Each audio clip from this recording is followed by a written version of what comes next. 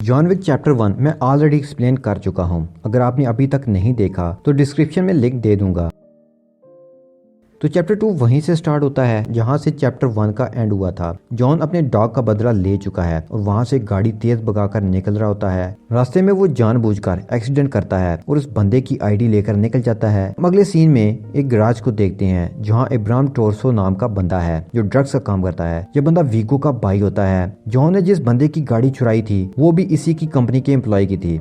Chapter 1 में John की जो गाड़ी चोरी हुई थी वो इब्राहिम के पास थी। अब इब्राहिम अपने आदमी को कहता है कि जॉन अपनी कार को लेने यहाँ जरूर आएगा। वो आदमी को बताता है कि जॉन इतना खतरनाक आदमी है कि एक दफा उसने सिर्फ एक पेंसिल से 3 आदमियों को मार दिया था। अब जॉन यहाँ भी पहुंच जाता है और उसके आदमी से लड़ना शुरू कर देता है। इस लड़ाई में इब्राहिम के काफी लोग मारे जाते हैं और जॉन इब्राहिम के कैबिन में पहुंच जाता है। जॉन उसके टेबल पर पड़ी बॉटल से 2 ड्रिंक्स बनाता है। उसकी तरफ बढ़ाते हुए कहता है कि मुझे अब पीस चाहिए, मैं और लड़ाई झगड़ा नहीं चाहता। इब्राहिम उसे कहता है कि पीस और तुम्हें पीस मिल सकता है। जॉन कहता है कि कोशिश की जाए तो क्या मुमकिन नहीं। यहाँ ये दोनों पीस एग्रीमेंट करते हैं। तो फिर जॉन अपनी टूटी कार लेकर वापस घर की तरफ आता है। वो गाड़ी से अपनी वाइफ की फोटो निकाल कर देखता है तो वो पुरानी हसीन जादू में खो जाता है। अब जॉन घर आता है तो उसका डॉग उसे अपना इंतजार करते हुए पाता है। फिर नेक्स्ट डे ओरोलियो उसके घर आता है। जॉन उसे अपनी कार रिपेयर करने के लिए दे देता है। फिर जॉन अपनी गन, सूट और गोल्ड कॉइंस वापस पैक करके उसी गड्ढे में रख देता है। डोरबेल होती है तो वहाँ एक आदमी आता है, सेंटिनो डी एंटिनियो, जो कि जॉन का पुराना दोस्त है। उसके साथ उसकी वाइफ और डॉग का अफसोस करता है। वो उसे एक काम करने का बोलता है। जॉन सारी करते हुए कहता है कि मैं तुम्हारी कोई मदद नहीं कर सकता, मैं तो ये काम छोड़ चुका हूँ। फिर सेंटिनो उसे एक मार्कर निकाल कर दिखाता है और उसे कहता है कि तुमने कसम ली थी, तुम इससे मुकर नहीं सकते। ये पेंडेंट जैसी दिखने वाली चीज माफिया की दुनिया में बहुत इंपॉर्टेंट होती है। ये जब कोई बंदा किसी को दे देता है तो फिर अगले को वो काम करना ही पड़ता है। सेंटिनो से कहता है कि तुमने मेरे साथ खून का सौदा किया था जो तुम्हें निभाना ही होगा। जॉन कहता है कि मैं तुम्हारे किसी काम नहीं आ सकता,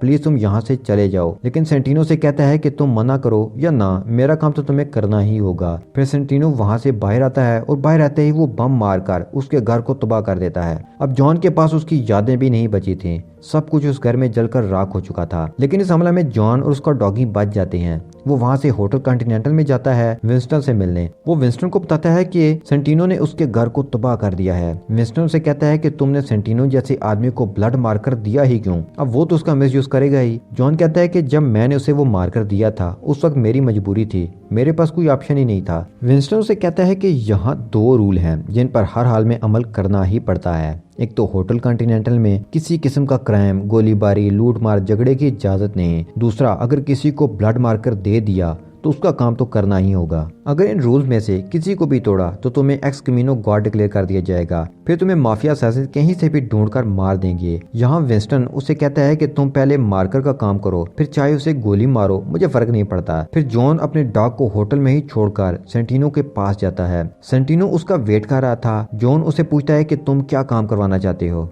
सेंटिनो से बताता है कि हाई टेबल दुनिया की बहुत बड़ी माफिया है जिसकी 12 सीटें हैं जिन पर 12 मुख्तलिफ माफिया बैठते हैं। मेरे बाप ने मरते वक्त वो सीट मुझे देने के बजाय मेरी बहन को दे दी। मैं चाहता हूँ कि वो सीट मुझे मिल जाए, इसलिए तुम मेरी बहन को मार दो। जॉन कहता है कि ये काम तो तुम भी कर सकते हो। तो सेंटिनो कहता है कि मैं ये नहीं कर सकता, इसके पीछे एक वजह है। फिर जॉन एक बैंक जाता है और वहाँ से अपना बैग निकालता है जिसमें गन, सूट और गोल्ड कॉइंस होते हैं। वो सूट पहनकर बाहर आता है। दुनिया के हर शहर में माफिया का एक कॉन्टिनेंटल होटल है। रोम में भी ऐसा ही होटल था। जॉन वहां जाकर अपना रूम बुक करवाता है। वहां उसकी मुलाकात अपने एक पुराने फ्रेंड जूलियस से होती है। जूलियस इस होटल का मालिक भी था। जूलियस को पता था कि जॉन रिटायर हो चुका है। जॉन उसे बताता है कि मैं रिटायर हो चुका हूँ लेकिन मुझे एक आखिरी काम करवाना है। जूलियस उसे सबसे बेस्ट रूम देता है। यहाँ से जॉन एक टेलर शॉप पर जाता है और अपने लिए एक टक्सीडो सूट बनवाता है और कुछ हथियार भी खरीदता है। जॉन अपनी तैयारी में लग जाता है। सेंटिनो महल का ब्लूप्रिंट निकलवा कर उसके तमाम रास्तों और खुफिया रास्तों को देखता है कि कहां से अंदर जाया जा सकता है और कहां से बाहर।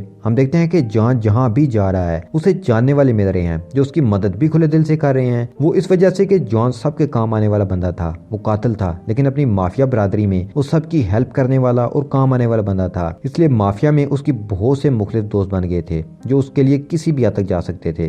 अब जॉन एंटोनियो महल पहुंच जाता है जहां पार्टी चल रही होती है। यहाँ आज जियाना डी एंटोनियो की ताजपोशी होने वाली होती है। जॉन खुफिया रास्ते से महल के अंदर जाता है और रास्ते में जगह जगह वो अपने हथियार छुपा जाता है। अब हम जियाना को देखते हैं जो किसी क्यूनियो नामी बंदे को मिलने जाती है। जियाना के बंदों ने क्यूनियो के इलाके को हथिया लिया होता है, इसलिए वो जियाना के पास आता है ताकि अपने खोए हुए इलाके वापस पा सके, लेकिन जियाना उसे वापस भेज देती है। फिर वो अपने बाथरूम में जाती है जहाँ जॉन पहुंच जाता है। जियाना यूं जॉन को चोरी छुपे आने की वजह से जान जाती है कि जरूर कोई गड़बड़ है। वो जॉन को कहती है कि हम दोस्त थे तो तुम यहाँ ऐसे क्यों आए। तो जॉन बताता है कि मुझे तुम्हें मारने के लिए भेजा गया है। वो पूछती है कि कौन है जो मुझे मरवाना चाहता है।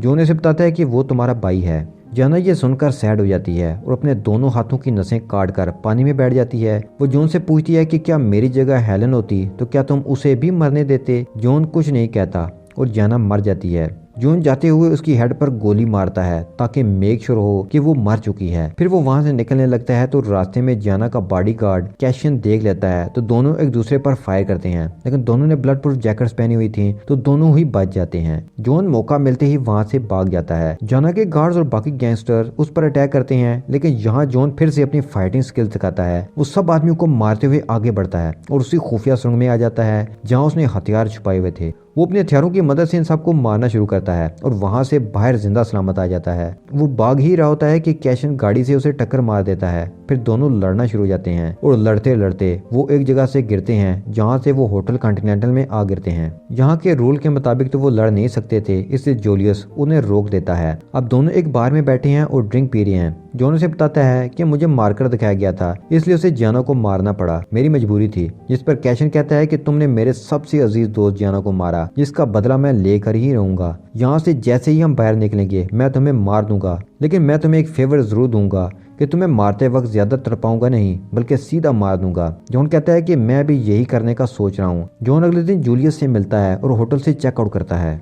अब हम देखते हैं कि सेंटिनो ने जॉन के सर की कीमत रख दी थी, जिसका मैसेज सब माफिया को मिल जाता है। इसलिए सब जॉन को मारने के लिए जाते हैं ताकि उसको मारकर वो इनाम ले सकें। घर जाते वक्त जॉन पर अटैक कर देते हैं, लेकिन जॉन किसी के हाथ नहीं आता और सबको नए नए तरीकों से मारता हुआ ट्रेन में आ जाता है। ट्रेन में उसे कैशन मिलता है जो चाकू से उस पर अटैक कर देता है। जॉन जख्मी हो जाता है, लेकिन वो कैशन के सीने में चाकू घुसा देता है। उसे कहता है कि चाकू मत निकालना वरना तुम मर जाओगे, मैं तुम्हें जिंदा छोड़ रहा हूँ, और वो वहां से निकल जाता है। वो काफी जख्मी था और कातिल अभी भी उसका पीछा कर रहे थे। वो भाग कर एक भिखारी के पास आता है और उसे गोल्ड कॉइन देकर कहता है कि मुझे वहां ले चलो। इतने में वहां कातिल आते हैं तो वो भिखारी उन्हें मार देता है।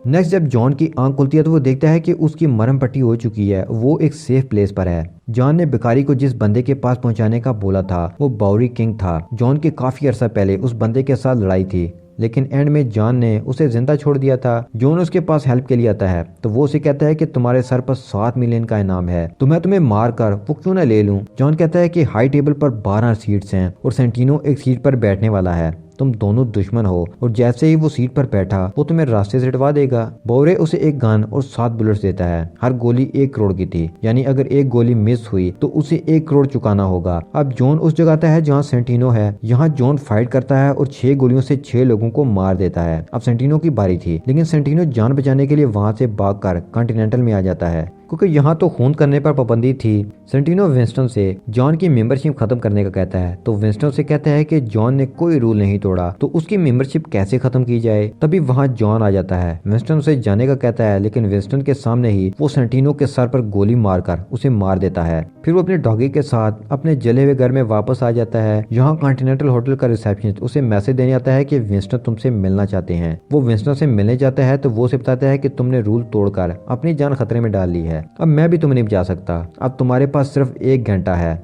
सब तुम्हें मारने यहाँ आने वाले हैं। जॉन कहता है कि मैं यही हूँ, जिसने मुझसे आकर लड़ना है लड़ ले, मुझे मार दे।